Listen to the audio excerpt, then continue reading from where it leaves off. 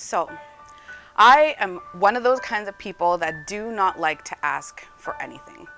I hate the feeling that I get when I stand in front of my husband, my mom, my kids, and I have to lower my sense of responsibility, being able to do for myself what I want to do for myself, and I have to ask.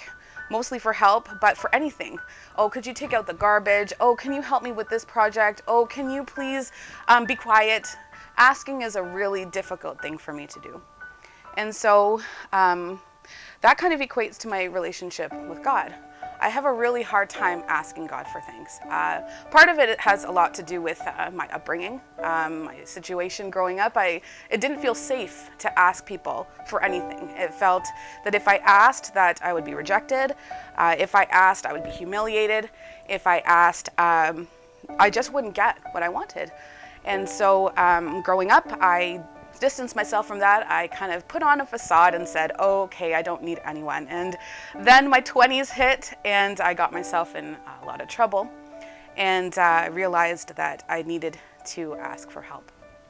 And so the transition happened when I realized that I needed to be able to trust that if I asked God for something, that He wouldn't humiliate me, that He wouldn't reject me, that He wouldn't abandon me for asking for crazy things. And I did ask for some crazy things.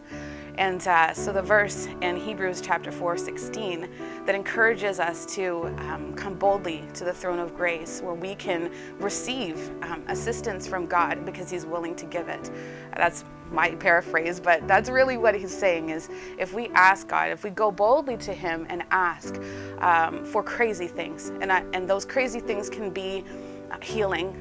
Those crazy things can be fixing a relationship that's broken. Those crazy things can be like my son just asking me for an iPhone. He's 7.